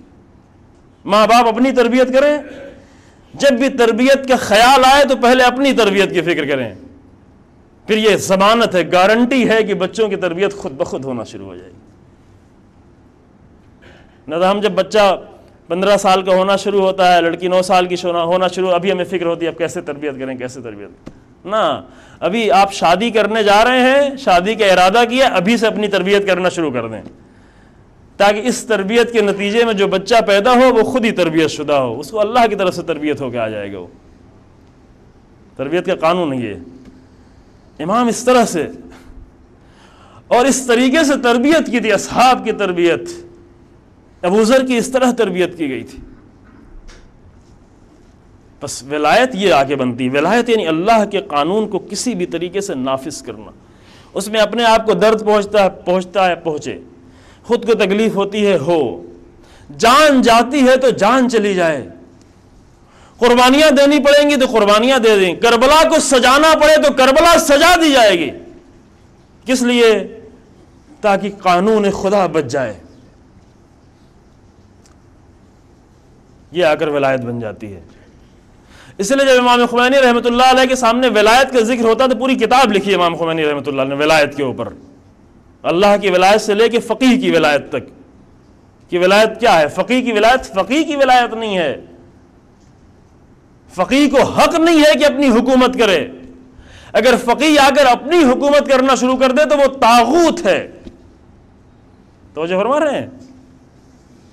امام کو بھی حق نہیں ہے کہ اگر اپنی ولایت نافذ کریں، امام کو بھی صرف ایک حق ہے، وہ کہ اللہ کی ولایت نافذ کریں۔ رسول اللہ کو بھی اس بات کا حق نہیں ہے کہ اگر اپنی حکومت کا اعلان کر دیں، رسول اللہ صرف اور صرف اللہ کی حکومت نافذ کرنے آئے ہیں۔ کیوں؟ اس لیے کہ دنیا میں کسی بھی انسان کو اس بات کا حق نہیں پہنچتا کہ ایک انسان دوسرے انسان پہ حکومت کرے، چاہے وہ کتنا بڑا ہی انسان کیوں نہ ہو۔ انسان کو حق نہیں ہے دوسرے انسان پہ حکومت کرنے کا۔ حکومت کا حق اگر ہے تو صرف اور صرف پروردگار کو حکومت کا حق ہے۔ توحید یعنی یہ، اللہ کے سوا کسی کو حکومت کرنے کا حق نہیں ہے، نہ نبی کو حکومت کرنے کا حق ہے، نہ امام کو حکومت کرنے کا حق ہے، نہ کسی فقیہ کو حکومت کرنے کا حق ہے، صرف اللہ کی حکومت۔ پھر امام کی حکومت اتنی محترم کیوں؟ اس لیے کہ اللہ کی حکومت کو نافذ کر رہے ہیں۔ اگر اللہ کی حکومت کوئی بھی آئے دھوکہ دینے کے لیے آئے اور کہے کہ ہماری حکومت، تو وہ طاغوت ہو جاتا ہے۔ اور قرآن کیا کہتا ہے؟ ان اعبدوا اللہ واجتنبوا الطاغوت۔ رسول آئے ہیں صرف 2 کام کرنے، تمام انبیاء صرف 2 کام کرنے کے لیے آئے ہیں کہ اللہ کی بندگی اور طاغوت سے اپنے آپ کو بچو۔ طاغوت کا لفظ آپ کے ذہن میں ہے نا؟ ہمارے ایک استاد بزرگوار ہیں پاکستان میں، خدا ان کو حفاظت کرے، انہوں نے وہ خود ہی بیان کر رہے تھے کہ پورا عشرہ طاغوت پہ پڑھ ڈالا، اور جب پورا عشرہ ختم ہو گیا تو ایک بزرگوار آئے اور آگے کہا کہ مولانا آپ نے تابوت کے اوپر بہت اچھا عشرہ پڑھا ہے۔ تو یہ مشکل نہیں ہو، تابوت نہیں کہنا، طاغوت، غین سے طاغوت۔ طاغوت یعنی اللہ کے مقابلے میں جو بھی حکومت کھڑی ہو جائے وہ طاغوت ہے۔ وہ صدام کی حکومت ہو یا شاہ کی حکومت ہو، حتیٰ کسی عالم کی حکومت ہو، اگر اللہ کے مقابلے میں وہ حکومت ہے تو طاغوت ہے۔ نہیں، اگر جناب موسیٰ چاہتے ہیں کہ اپنی حکومت کو اپنی حکومت بنائے، اللہ کی حکومت نہیں، تو موسیٰ کی حکومت بھی طاغوت بن جائے گی، کیونکہ موسیٰ کو حق نہیں ہے کہ اپنی حکومت کریں، اللہ کی حکومت۔ اس لیے امام خمینی جب ولایت فقیہ کی بات آتی تو کہتے ولایت فقیہ کی حکومت نہیں ہے، فقیہ کو صرف اللہ کا حکم دینا ہے، اور اللہ کا حکم دینے کے بعد اس کے اوپر بھی واجب ہے کہ اس حکم پہ عمل کرے۔ اگر وہ عمل نہیں کرتا ہے، چونکہ اگر حاکم کوئی حکم دیتا ہے، جیسے اور طاغوت حاکم ہوتے ہیں، وہ صرف حکم دیتے ہیں کہ تم کرو تم کرو تم کرو، پولیس کو یہ کرنا ہے، فورس کو یہ کرنا ہے، فوجی کو یہ کرنا ہے، بازاری کو یہ کرنا ہے، اس کو یہ کرنا ہے، وہ خود کو کچھ نہیں، خود کو عیش کرنا ہے۔ یہ طاغوتی حکومتیں ہیں۔ لیکن الہی حکومتوں کا قانون کیا ہے؟ الہی حکومت میں اگر اللہ کی حکومت کا کوئی نمائندہ بنتا ہے تو اللہ کے حکم کے سامنے ایک عام انسان جیسا وہ بھی ہے۔ جس طریقے سے اللہ کا حکم تمام انسانوں پر واجب ہے، اسی طریقے سے اس پر بھی واجب ہے۔ اگر ایک فقیہ آ کر ایک حکم دیتا ہے، اسے حق نہیں کہ اپنا حکم دے، اور جب وہ اللہ کا حکم دیتا ہے اور سناتا ہے تو اسے حق نہیں ہے کہ دوسرے تو اس پہ عمل کریں، لیکن ہم تو فقیہ ہیں، ہمیں عمل کرنے کی ضرورت نہیں ہے۔ نہیں، سب ایک جیسے برابر ہیں، اللہ کے حکم کے سامنے نیچے سب ایک جیسے ہیں، کسی میں کوئی فرق نہیں ہے۔ لہذا شاید یہاں پہ پیش کیا اور دوسری جگہ میں پیش کیا۔ مثلا امام خمینی رحمۃ اللہ نے سلمان رشدی کے قتل کا فتویٰ دیا اپنے ولایت فقیہ کے حکم کی بنیاد پر، کیونکہ اپنا حکم نہیں، یہ اللہ کا حکم تھا، اللہ کا حکم سنا دیا۔ اب اللہ کا حکم سنا دیا کہ سلمان رشدی کا قتل واجب ہے، اور نہایت شرمندگی کی بات یہ کہ وہ ملعون اسی سرزمین ہندوستان کی سرزمین کے تھا، اور ہندوستان کی گورنمنٹ سے یہ احتجاج ہے ایک مسلمان کی حیثیت سے کہ ایسے انسان کو کیوں پناہ دی جاتی ہے، مسلمان اتنا کمزور کیوں اپنے آپ کو دیکھ رہا ہے کہ ایسے انسان کو پناہ دی جائے اور وہ خاموشی سے بیٹھا رہے، ہے نا، بہت ساری کمیاں ہیں مسلمانوں کی۔ امام نے جب یہ حکم دیا تو یہ نہیں کہ تم مرد قتل کرنا واجب ہے اور امام ہم تو امام ہیں ہمیں نہیں یہ کرنا ہے، نہیں، اگر امام کے سامنے بھی وہ آ جائے اور امام کے اختیار میں وہ آ جائے تو امام پر بھی واجب ہے، کیونکہ یہ امام کا حکم نہیں ہے، یہ اللہ کا حکم ہے کہ جو بھی رسول اللہ کی توہین کرے، جو بھی قرآن کی توہین کرے اس کا قتل واجب ہے۔ توجہ فرمانے۔ پھر ولایت فقیہ کیا ہوئی؟ ولایت فقیہ بات چونکہ سوال کیا گیا اس کے پہلے، اس لیے یہ بات واضح ہو جانا چاہیے مختصر وقت میں، چونکہ البتہ ٹائم زیادہ چاہیے ہوتا ہے اس کے لیے، لیکن یہ دو چار جملوں میں۔ ولایت فقیہ یعنی کیا؟ یعنی اللہ کا قانون جو بند ہے کتابوں میں، جس کو زندہ کرنے کے لیے اتنی قربانیاں دی گئی ہیں، وہ آ کر اس قانون کو نافذ کر دے معاشرے میں۔ قانون تو اس لیے نہیں آئے تھے پڑھ پڑھ کے اس کا ثواب لیا، نافذ ہو، وہ کتابوں میں بند تھا اس سے نکالا جائے قانون، مدرسوں میں بند ہے تو مدرسے سے نکالا جائے، حوضوں میں اگر بند کر دیا گیا تو حوضوں سے باہر نکالا جائے، قانون باہر نکلے۔ قانون ہوتا ہی نہیں کتاب کے لیے، قانون ہوتا ہے معاشرے کے لیے۔ اس لیے یہ فرق بھی پہلے بیان کیا کہ لوگ کہتے ہیں اور بھی علماء تھے اور بھی بزرگان تھے، اور امام خمینی بھی بزرگ عالم تھے، کہاں ٹھیک ہے، اس میں کوئی شک نہیں سب بزرگ تھے، لیکن سب میں اور اس امام بزرگوار میں فرق یہ ہے کہ سب نے قانون کو لکھا، قانون کو بچا کے رکھا، قانون کو محفوظ رکھا، لیکن قانون تھا مقید کتابوں میں، حوضوں میں، مسجدوں میں، لیکن اس امام بزرگوار نے آ کر اس قانون کو نافذ کیا، یعنی پارلیمنٹ سے نکال کر معاشرے میں لے کے آئے۔ لہذا نافذ کرنے کے بعد فرماتے تھے کہ اس نظام کی حفاظت کرنا اوجب الواجبات، واجب سے بھی زیادہ واجب ہے، چونکہ ایک واجب ایک تنہا حکم ہے، واجب سے بھی زیادہ واجب یہ ہے کہ اس کی حفاظت کی جائے، اس نظام کی جس کے ذریعے سے اللہ کا قانون نکلا اور نافذ ہوا، اللہ کے قانون کو زندگی ملی۔ اللہ کا قانون تو اس لیے نہیں آیا تھا کہ رسول اللہ 10 سال تک رسول اللہ اور 4.5 سال تک امام علیہ السلام اور 6 مہینے تک امام حسن علیہ السلام نافذ کر کے پھر اللہ کے قانون کو بند رکھ دیں، اب کبھی ہزاروں سال بعد امام زمان آئیں گے وہ نافذ کریں گے، اس لیے تو نہیں اللہ کا قانون تھا۔ اور جب تک امام زمان نہیں آ رہے تب تک خالی اللہ کا قانون پڑھ پڑھ کے ثواب لیتے رہیں، نہیں، قانون ہوتا ہی ہے کہ نافذ ہو۔ یہ اس امام بزرگوار نے آ کر یہ عظیم خدمت، فرق یہی ہے صرف، بس محبت اہل بیت ایک نظام پورا ہے، ایک ایموشنل رابطہ صرف نہیں ہے، ایک احساساتی رابطہ نہیں ہے صرف۔ اس لیے رسول اللہ اس قدر تاکید کر رہے ہیں کہ دین اور بندگی کا تیسرا اہم رکن محبت اہل بیت علیہ السلام ہے، اور بات کی جو مثالیں دی ہیں اس مثال سے یہی بات ثابت ہوتی ہے۔ فرماتے ہیں اس کے بعد جو جملہ ہے جو گفتگو تمام کرنا چاہتے ہیں، وَعَلَمْ يَا أَبَا ذَرَ، اور جان لو اے ابو ذر، إِنَّ اللَّهَ عَزَّ وَجَلَّ جَعَلَ أَهْلَ بَيْتِي فِي أُمَّتِي كَسَفِينَةِ نوح مَنْ رَكَبَهَا نَجَا وَمَنْ تَخَلَّفَ عَنْهَا غَرَقَ، اور اے ابو ذر جان لو کہ اللہ نے میرے اہل بیت کو اس امت کے لیے نوح کا سفینہ بنا دیا ہے، کشتی نوح ہے۔ جب کشتی نوح طوفانوں میں انسان پھنسا اور غرق ہو رہا تھا تو نجات کا صرف ایک ذریعہ تھا۔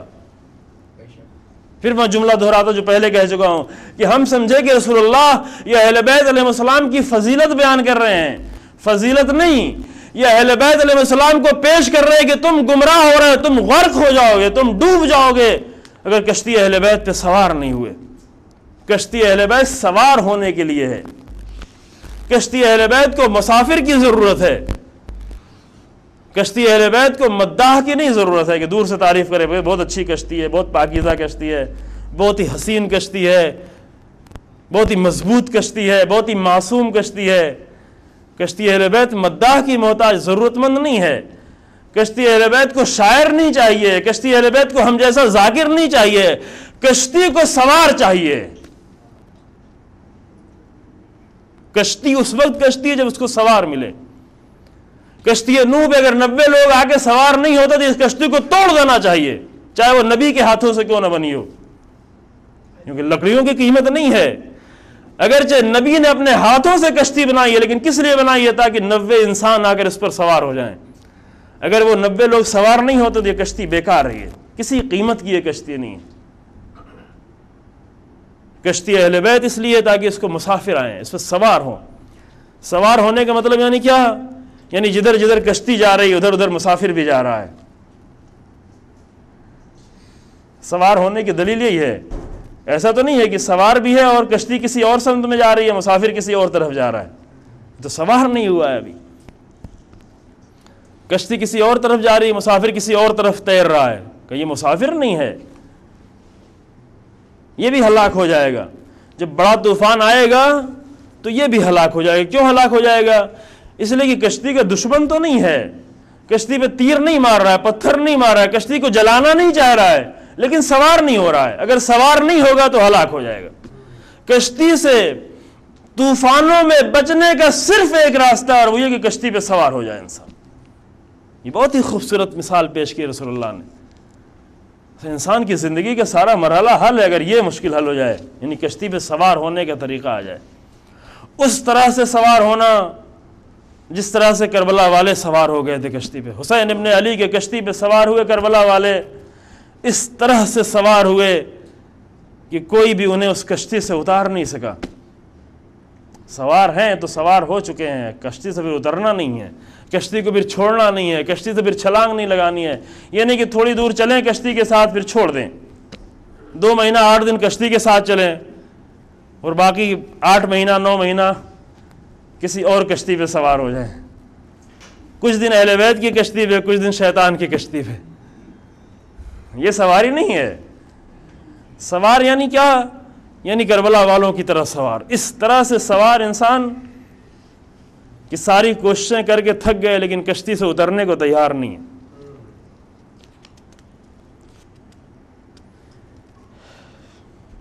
پھر ایک مثال اور بھی دی ہے، ایسی روایت میں شاید فرصت نہیں رہ گئی کہ اس کو بیان کیا جائے آپ کی خدمت میں۔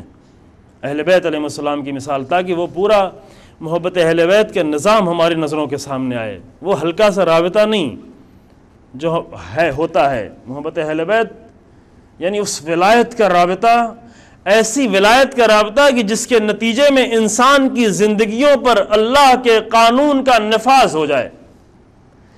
زندگی پر نفاذ، دلوں پر نفاذ، اور دلوں پہ نفاذ کے ذریعے سے معاشرے پر نفاذ۔ اہل بیت اس مقصد کے لیے، اور اہل بیت کی محبت بھی انسان کو اس مقام تک لانا چاہتی ہے۔ کہ خدا انشاءاللہ توفیق دے کہ ہم اہل بیت کو اس طرح سے سمجھیں اور اہل بیت کی محبت کو اس حد تک درک کر پائیں انشاءاللہ۔ والحمدللہ رب العالمین وصلی اللہ علی محمد وآلہ الطاہرین۔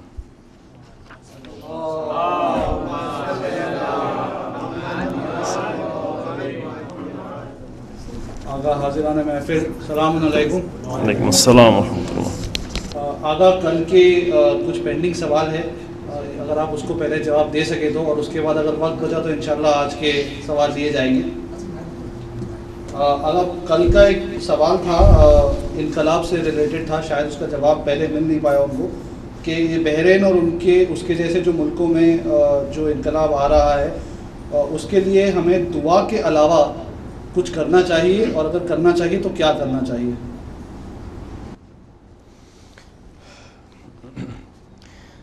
اس کے بارے میں تھوڑا سا عرض کیا گیا پرسوں، البتہ حالات میں فرق ہے۔ یعنی یہ تو عوامی اعتبار سے اگر دیکھیں تو واقعاً مسلمان جو ہے انقلاب چاہتا ہے اور بہتر چاہتا ہے اور دین بھی چاہتا ہے، لیکن حالات پہلے آپ کے سامنے بیان کیے گئے کہ اس انقلاب میں یہ جو تبدیلیاں آ رہی ہیں، اس تبدیلیوں میں بہت بڑے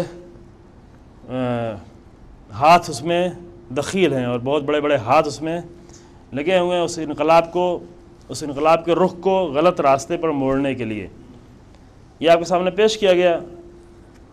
اور بہرحال فرق ہے، انقلابوں میں فرق ہے. بحرین کی حالت دوسری جگہوں سے تھوڑا سا مختلف ہے، چونکہ وہاں پر بہت سالوں سے بری طرح سے کچلے ہوئے جا رہے ہیں مسلمان، سب شیعہ سنی سبھی جتنے ہیں. بحرین کی آبادی جو ہے تقریباً 80% کے نزدیک جو ہے وہ، البتہ پہلے اور زیادہ تھی اور ابھی تھوڑا تھوڑا دھیرے دھیرے کم ہوتی چلی گئی ہے. شیعہ آبادی ہے اور ایک ظالم حکومت لا کر وہاں پر بٹھائی گئی ہے اور وہ حکومت کر رہی بہت دنوں سے.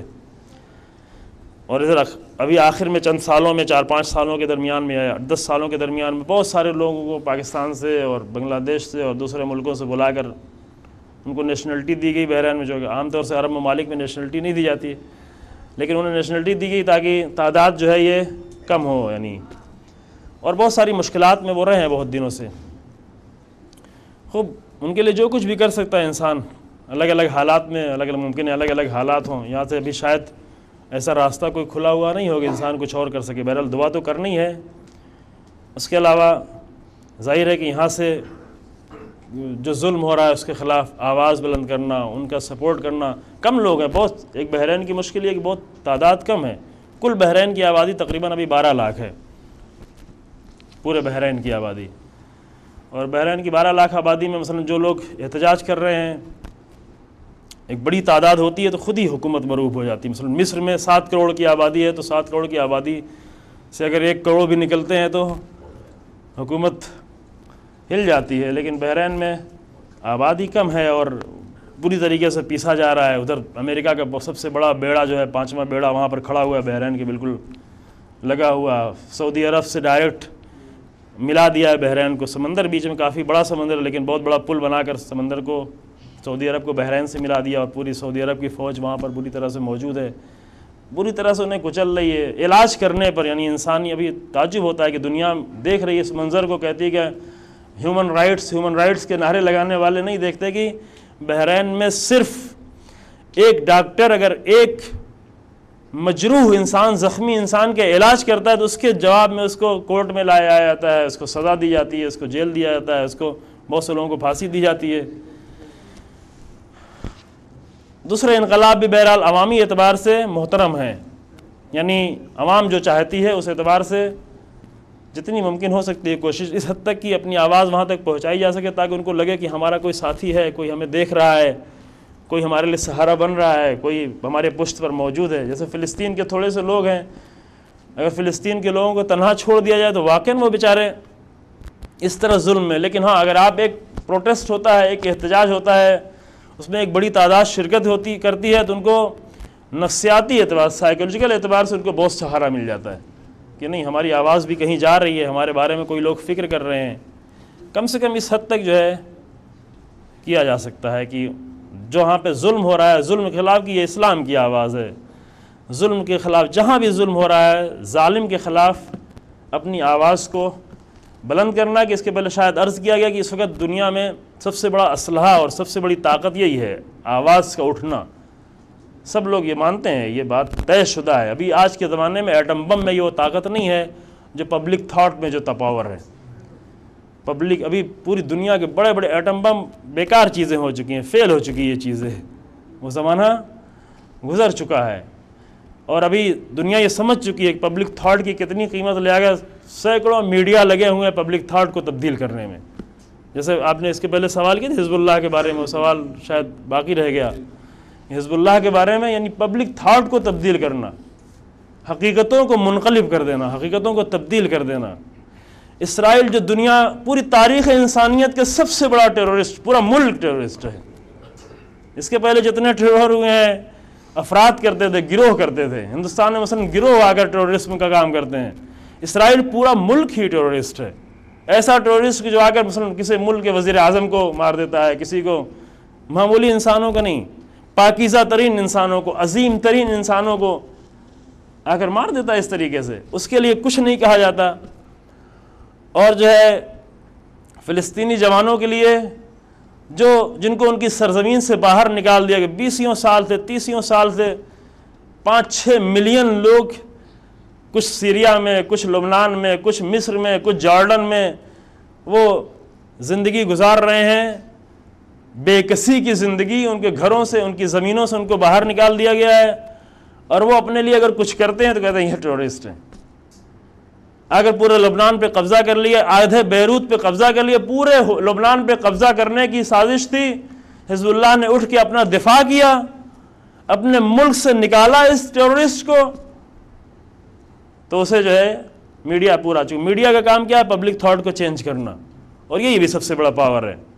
کچھ دن پہلے سعودی عرب کی اخبار میں نکلا تھا کہ ایران کے ایٹم بم سے اتنی ڈرنے کی ضرورت نہیں ہے، ایران کا ایٹم بم اتنا خطرناک نہیں ہے، البتہ ایران ایٹم بم بنا بھی نہیں رہا ہے، جو ایران کی پالیسی ہی میں نہیں ہے۔ ایران کی اسلامک پالیسی اس بات کی اجازت ہی نہیں دیتی کہ ایسا اسلحہ بنایا جائے جس میں بے گناہ انسان مارے جائیں۔ توجہ فرما رہے ہیں؟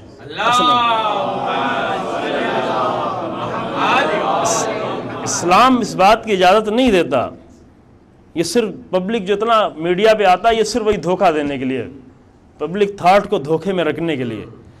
اسلام اس بات کی اجازت ہی نہیں دیتا ایسے اسلحے کی، اور اس کا ثبوت دیا۔ مثلا لبنان کی جنگ، اسرائیل سے جو لبنان کی 33 دن کی جنگ ہوئی ہے، اس 33 دن کی جنگ میں حتیٰ اسرائیل کی عوام کو بھی، جبکہ اسرائیل کی عوام میں اور تمام دنیا کی عوام میں فرق ہے، حتیٰ امریکہ کی عوام میں اور اسرائیل کی عوام میں فرق ہے۔ مثلا امریکہ کی حکومت سے دشمنی ہے، لیکن امریکہ کی عوام سے کوئی دشمنی کسی کو نہیں ہے، لیکن اسرائیل کی عوام میں فرق ہے، کیونکہ اسرائیل کے لوگ جو آئے ہیں تو دشمنی کی بنیاد ہی پر اپنے ملکوں کو چھوڑ کے آئے ہیں۔ بعض لوگ کہتے ہیں کہ آخر ان کو بھی تو حق ہے جینے کا، آخر ان کو کیوں زمین نہیں دی جائے؟ کہتے ہیں ان کے اوپر بڑا ظلم ہوا، جرمنی میں ان کے اوپر بڑا ظلم کیا ہے سیکنڈ ورلڈ وار میں، اور لاکھوں یہودیوں کو مارا گیا ہے، تو ان کو ایک زمین دے دی جائے، ان کو بھی تو جینے کا حق ہے، بڑے مظلوم لوگ ہیں۔ لہذا جواب یہی دیا گیا، بھئی اگر ظلم تم نے کیا ہے، مارا تم نے ہے، تو تم زمین دو، تم فقیر تو نہیں ہو، تم اس زمین کو کیوں چھین رہے ہو؟ اسلام کی سرزمین کو کیوں چھین رہے ہو؟ ظالم تم ہو، زمین ہم دیں۔ ظلم تم نے کیا ہے، زمین ہم دیں۔ قتل تم نے کیا یہودیوں کا، زمین مسلمانوں کی چھینی جائے، یہ کیوں؟ تو سعودی عرب کے اخبار میں یہ آیا تھا کہ ایرانی ایٹم بم سے کوئی خطرہ اتنا بڑا نہیں جتنا ایرانی چینل سے خطرہ ہے۔ خطرے میں ڈال دیا، واقعاً خطرے میں، پبلک تھاٹ۔ اس لیے پاور آج یہ ہے۔ ایٹم بم وغیرہ کے زمانہ، سیکنڈ ورلڈ وار میں ایٹم بم کے زمانہ، جب جاپان پہ ایک بم ڈالا، جاپان بالکل سرنڈر ہو گیا۔ ابھی کوئی یہ زمانہ ہی ہے، ایٹم بم کا زمانہ ہی نہیں رہ گیا ہے۔ اور ایران کے مسئلے میں تو اصل یہ صحیح بالکل حقیقت یہ بات ہے کہ اسلام اس بات کی اجازت نہیں دیتا۔ حزب اللہ جب جنگ کر رہی تھی اسرائیل جیسے لوگ سے، تب بھی جب کسی شہر پہ حملہ کرنا ہوتا تھا، حسن نصر اللہ اعلان کرتے تھے کل سے فلاں شہر پر ہمارے میزائل جائیں گے، عوام کو اگر وہاں سے نکلنا ہے تو نکل جائے، کیونکہ ہم عوام کو نہیں مارنا۔ اگرچہ اسرائیل کے عوام ہے، اگرچہ اسرائیل کے عوام دشمن ہے، واقعاً دشمن ہے، لیکن عوام ہے، لہذا عوام کو یہ الٹیمیٹم دیا جاتا تھا کہ تمہیں اگر نکلنا ہو تو نکل جاؤ، کیونکہ کل سے ہم میزائل فلاں شہر پہ، کل حیفا شہر پہ میزائل ماریں گے، وہاں سے نکل جاؤ۔ ایران عراق کی 8 سال کی جنگ ہوئی، عراق کے پاس جرمنی کے اسلحے، کیمیکل اسلحوں کا شاید آپ اندازہ نہیں، صرف آپ نے سنا ہے۔ ہم لوگ دیکھتے ہیں کہ کیمیکل اسلحوں کا اثر جب انسان پہ ہوتا ہے تو کیا حالت ہوتی ہے انسان کی۔ ابھی بھی موجود ہیں کیمیکل اسلحوں کے اثر والے، گھر میں 22 سال سے صرف انسان پڑا ہوا ہے، ایک کروٹ بھی نہیں لے سکتا، صرف آنکھوں سے دیکھ رہا ہے۔ تو جو فرما رہے ہیں، جرمنی کیمیکل اسلحے دے رہا تھا، فرانس کیمیکل اسلحے دے رہا تھا، امریکہ اسلحے دے رہا تھا، روس ٹیکنالوجی دے رہا تھا، عرب ممالک ڈالر دے رہے تھے۔ سعودی عرب نے ایران عراق کی جنگ میں 34 ارب ڈالر اس زمانے میں مدد کی تھی۔ یہ سب مل کے جنگ کر رہے تھے۔ عراق مسلسل کیمیکل اسلحے ایران پہ ڈال رہا تھا، لیکن ایران نے ایک بھی بم ایسا نہیں مارا جو عوام پہ جا کے گرے۔ کیوں؟ اس لیے کہ اسلام اس بات کی اجازت نہیں دیتا۔ ہاں، جو لڑائی کرنے کے لیے آیا، جنگ کرنے آیا، اس سے لڑیں، وہاں پہ کمزوری نہیں دکھائیں کہ یہ تو کیسے لڑیں، کیسے انسانوں کو ماریں، یہ ہم کو مارنے آئے ہیں، مار کھا لو۔ ابھی غیبت کا زمانہ ہے، ابھی لڑائی نہیں کرنا ہے، ابھی جنگ کا زمانہ نہیں، ابھی غیبت کا زمانہ ہے۔ یہ راز جا کے امریکہ کو بتا دیا جائے، پورے سارے مسلمانوں پہ قبضہ، کیونکہ مسلمان تو لڑے گا نہیں، غیبت کا زمانہ، ابھی امام کا انتظار کر رہا ہے۔ امام جب تک نہیں آئیں گے، ان کو لڑنا نہیں ہے، لہذا آپ پورا قبضہ کر لو۔ نہیں، ایک حملہ کر رہا ہے کوئی آ کر، آپ کے گھر پر ایک ڈاکو آ کر حملہ کرتا ہے، آپ کھڑے ہو جاتے ہیں، اپنے چند ٹکوں کو بچانے کے لیے، لڑنے کے لیے کھڑے ہو جاتے ہیں. اور اسلامی حکومت اگر چھن رہی ہو، اسلامی سرزمین کو چھینا جا رہا ہے، آپ کہیں کبھی امام زمان نے اجازت نہیں دی ہے. توجہ فرما رہے ہیں؟ تو یہ پالیسی میں نہیں، اسلام کی اصل پالیسی میں نہیں کہ ایسا اسلحہ بنایا جائے جس سے عوام پہ حملہ کیا جائے. شکریہ آقا. جیسے آپ نے کہا کہ ہماری ذمہ داری ایک ہو سکتی ہے کہ ان پر ہونے والے ظلم کو لوگوں کے سامنے لایا جائے، اسی سے ریلیٹڈ ایک یہ ہے کہ یہاں پر ایوری فرائیڈے نیچے نوٹس بورڈ پہ ایک نیوز لیٹر لگتا ہے جس میں دنیا میں ہونے والے جو مسلمانوں سے ریلیٹڈ نیوز ہے ان کو چھانٹ کر 6 نیوز لگائے جاتے ہیں. تو آپ لوگوں سے ریکویسٹ ہے اگر آپ وہ نیوز لیٹر دیکھیں اور اس کو پڑھیں، اور انٹرنیٹ پہ بھی وہ اویلیبل ہے. اگر دوسرا سوال یہ ہے کہ کل آپ نے وہ جو دھاگا باندھنے اور اس سے ریلیٹڈ ہے کہ ایران میں جو امام رضا کے روزے پہ جو شفا خانے کی جو ذریعہ ہے وہاں پر لوگ اپنے آپ کو جعلی، جہاں پر لوگ اپنے آپ کو جا کے باندھتے ہیں، اور کیا یہ صحیح ہے؟ اگر آپ نے کہا کہ یہ جو دھاگا باندھنا علم سے اور تالا باندھنا یہ اگر صحیح نہیں ہے تو دھاگا اتنا کمزور بھی نہیں ہے جتنا ہم سمجھ رہے تھے، بہت مضبوط بندھا ہوا ہے. دیکھیں غلط کام چاہے ایران میں ہو چاہے کعبے کے اندر ہو، غلط کام غلط ہے، نامناسب کام نامناسب ہے. اس میں ایران دلیل نہیں. خوب ایران میں بھی نادان لوگ موجود ہیں. اب ایران میں امام کی تصویر بناتے ہیں، آپ کہیں چلو یہاں بھی تصویر بنانا شروع کر دیں. یہ تو دلیل نہیں بنے کہ ایران میں تصویر امام علیہ السلام کی بنتی ہے. نادان لوگ بناتے ہیں، علماء اس کی بھی مخالفت کرتے ہیں. تو آپ یہاں پہ امام علیہ السلام کی تصویر آ کر پرنٹ کرنا شروع کر دیں. یہ نہیں دلیل ہوئی کہ ایران میں ہوتا ہے، امام کے روضے پہ ہوتا ہے. یہ کوئی دلیل نہیں ہے. غلط چیز ہر جگہ غلط ہے. کہا کہ بعض بزرگان بعض مراجع کے یہ نہیں کہ ایرانی ٹیلی ویژن پہ اگر جو چیز آئے وہ سب کچھ صحیح ہے. نا، غلط آدمی آ سکتا ہے بیچ میں. یہ تو نہیں کہ 7 کروڑ انسانوں کی سب کی تربیت ہم کر لیں گے. کرنے کوشش کی جائے گی تربیت کرنے کی. ابھی ہم ایک گھر میں ایک بچے کی تربیت نہیں کر پاتے، تو ایسے ایسے فاسد لوگوں کی تربیت کرنا آسان ہے. واقعاً امام خمینی کا کمال تھا کہ کس طرح تربیت کی. واقعاً وہ روح خدا جو اس دل میں موجود تھی اور وہ الہی آواز جو نکلتی تھی اس نے وہ اثر دکھایا تھا. لیکن بہرحال فاسد لوگ ہر جگہ موجود ہیں، فاسق لوگ ہر جگہ موجود ہیں، نادان لوگ ہر جگہ موجود ہیں. تو نادانوں کے کام کو دلیل نہیں بنایا جا سکتا. جی کل کا جو لاسٹ سوال پینڈنگ ہے وہ ہمارا خود کا ہے کہ ہمیں کچھ دن پہلے ایک شعر آیا جس کا مطلب، الفاظوں کا مطلب یہ تھا کہ اللہ کو سمجھنا تو بہت مشکل ہے، اگر ہم علی کو سمجھ لیں تو بہت ہے. ابھی اس سے ریلیٹڈ ہمارے 3 کویسچن ہیں. پہلا کویسچن کہ کیا اللہ کو سچ میں سمجھنا اتنا مشکل ہے؟ دوسرا، کیا علی علیہ السلام کو سمجھنا کا مطلب یہ ہے کہ ان کے محبت میں کچھ شعر پڑھ لیے جائے، کچھ ان کی حدیثیں بیان کر دی جائے؟ اور تیسرا، کیا ہمارا مقصد یہ نہیں ہے کہ ان کے کردار کے ذریعے ہم اللہ کو سمجھے؟ دوسرے کے بارے میں آپ نے شاید تھوڑا بہت آج بیان کر دیا ہے، بٹ اگر پھر بھی وضاحت کرنا چاہے تو. پر یہ 3 سوال ہمارے دماغ میں کل آپ نے جب کہا اس سے ریلیٹڈ یہ بات آپ کے سامنے پہلے یہاں پہ عرض کی جائے گی. جب بھی باطل آتا ہے تو حق کا لباس اوڑھ کے آتا ہے. باطل کبھی باطل بن کے نہیں آتا، ورنہ کوئی دھوکہ ہی نہیں کھائے گا. عرض کیا اس کو تفصیل سے پہلے عرض کیا کہ باطل جب بھی آئے گا تو حق کی چادر اوڑھ کے آئے گا تاکہ آسانی سے دھوکہ امام علیہ السلام کے نام پہ آئے گا. یہ کہیں کہ اللہ کو سمجھنا مشکل ہے اور علی کو سمجھ لیں تو علی کو بھی سمجھنا مشکل ہے. علی کو سمجھنا بہت آسان ہے، علی کو بھی نہیں سمجھ سکتے. لیکن مسئلہ یہ کہ انسان کی زندگی کدھر جا رہی ہے، وہ معرفت جو انسان کو چاہیے ہے. پھر ان روایتوں کو کیا کریں گے؟ یہ قرآن کی آیتیں کہاں جائیں گی؟ کس قدر قرآن کی آیتوں کو پامال کرنا چاہتا ہے انسان؟ قرآن آ رہا ہے، اللہ کی معرفت دلا رہا ہے. رسول اللہ کہہ رہے ہیں کہ اول دین معرفت ہے. امام علیہ السلام نہج البلاغہ میں کہہ رہے ہیں اول الدین معرفت اللہ، معرفتہ، اللہ کی معرفت. پہلا دین کا آغاز ہی اللہ کی معرفت سے ہوتا ہے. یہ معلوم ہے کہ اللہ کی اصل ذات کو نہیں سمجھ سکتے، کوئی نہیں سمجھ سکتا. اصل ذات پروردگار کو کوئی نہیں سمجھ سکتا. روایتیں بھی موجود ہے کہ اللہ کو نہ کسی نے نہیں پہچانا میرے اور علی کے سوا، مجھے بھی کسی نے نہیں پہچانا اللہ کے سوا اور علی کے سوا، علی کو بھی کسی نے نہیں پہچانا. تو نہ اللہ کو آسانی سے سمجھ سکتے ہیں نا. لیکن ہاں اپنی زندگی کو اگر صحیح کرنا چاہتے ہیں تو اللہ کی معرفت بھی ضروری ہے، رسول کی معرفت بھی ضروری ہے، امام کی بھی معرفت ضروری ہے. اور یہ اگر دھوکہ دینا چاہتے ہیں تو ہاں ٹھیک ہے، دھوکے کے لیے لباس جو ہے، حق کا لباس پہن کے دھوکہ دینے والے آتے رہیں گے، حق کا لباس پہن کے باطل آتا رہے گا، اور اسی سے انسان کو بچنا ہے۔ معرفت ابتداء آغاز دین معرفت پروردگار ہے، ورنہ کہے کہ توحید کی بھی ضرورت نہیں ہے۔ پھر کفر میں فرق کیا رہ جائے گا؟ اللہ کو تو کنارے کر دیا، اللہ ہو گیا، اللہ کو معطل، چھٹی کر دی اللہ کی۔ کفر تو یہی ہو جاتا ہے نا، لیکن اچھے لباس میں کفر کی باتیں کی جاتی ہیں، لیکن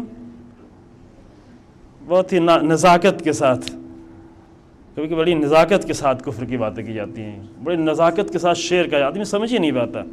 جب میرے دوستوں نے نصیری کہا مجھے اچھا نہیں لگا تو برا بھی نہیں لگا۔ کیوں برا نہیں لگا؟ برا نہیں لگا تو کافر ہو گئے؟ نہیں، اگر برا لگا، بات بہت نزاکت سے کی گئی، لیکن اگر اتنا انسان کے پاس سمجھ نہیں ہے تو کافر ہو گیا۔ برا لگنے، بہت برا لگے، زیادہ برا لگے، کیوں؟ اس لیے کہ مقدس نام کے ذریعے سے اس سے علی بن ابی طالب کو زیادہ تکلیف ہو رہی، اس لیے ہمیں زیادہ برا لگے۔